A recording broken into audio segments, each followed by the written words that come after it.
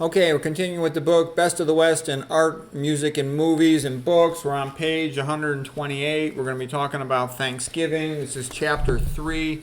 So chapter 3 is for the third best version of different things, these different genres, third best Christmas song, modern Christmas song, Holly Leaves and Christmas Trees, sung by Elvis, that sort of thing. Third best Bible quote, whoever acknowledges me before others, I will acknowledge before my Father in heaven, Matthew 10:32. Okay, so third best saint, St. Catherine of Alexandria, the female philosopher saint. All right, well, let's go to the paintings here. The third best holiday after Christmas and Easter is Thanksgiving. Okay, I got a couple things to say about Thanksgiving.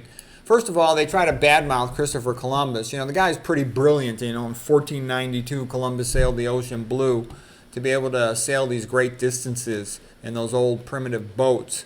Getting back to culture, because right now, they're trying to destroy all of Western civilization and Western culture to Jennie, then you know what the next word is, side, all the white Christian men. So basically, let's look at reality.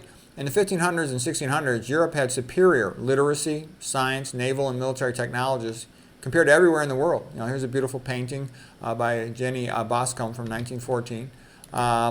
Here is China had a guy by the name of Cheng Ho. He's also called Zheng He, depending on how it's pronounced, but he ended up dying in 1433. The Mandarin rulers of China, the guy was this magnificent sailor, magnificent builder of boats, but they said, no, we shouldn't be going into all these other countries.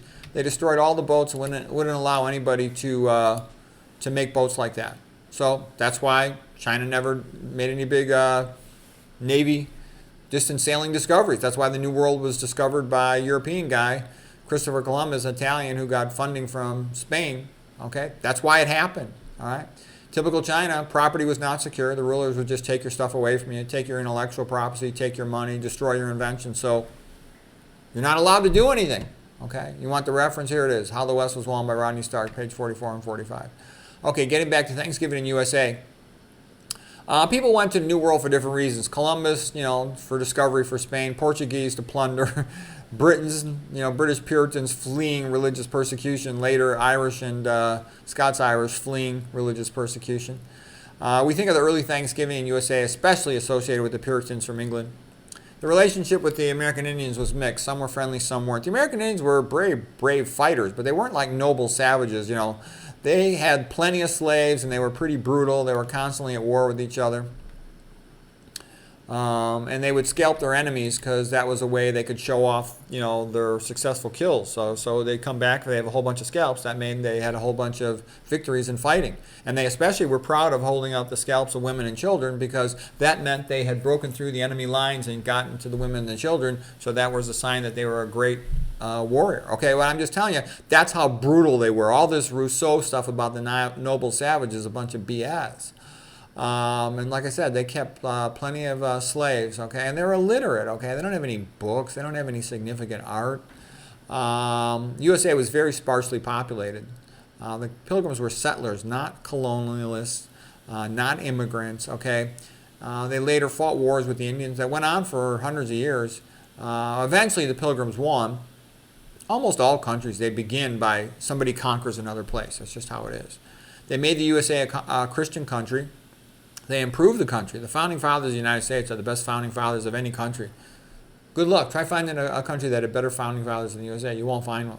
And it was founded on Christianity and freedom and having studied the ancient Greeks and Romans. Okay. And yeah, it was wrong that they had slavery. Of course that was wrong. But they needed the 13 colonies to be united so they could fight against the British to get freedom from Britain in 1776. And then they put an end to slavery not long after that. Slavery still exists all over the world other than in the Christian countries. It exists in Africa with blacks having blacks as slaves, okay? It's very common in the Muslim world. It still exists in India. The founder of Islam owned slaves, okay? In India, 20% of the population, untouchables, are destined to clean toilets for the rest of their life. Modern communist countries are basically modern forms of slave labor, including modern China, North Korea, and Russia. Entire countries are based on essentially slave labor. The old joke in Russia was communism caused 70 years in a row of bad weather. The farmers wouldn't produce hardly anything because they know it's all just going to be taken away from them. USA was the greatest country in the world for a long time, okay? And now the USA is declining and becoming a third world crap hole like most places. Hopefully it'll learn from its mistakes and become great again. Third best nonfiction book by female author, Into the Cannibal's Bowl, about how brutalized the whites are in South Africa. Okay.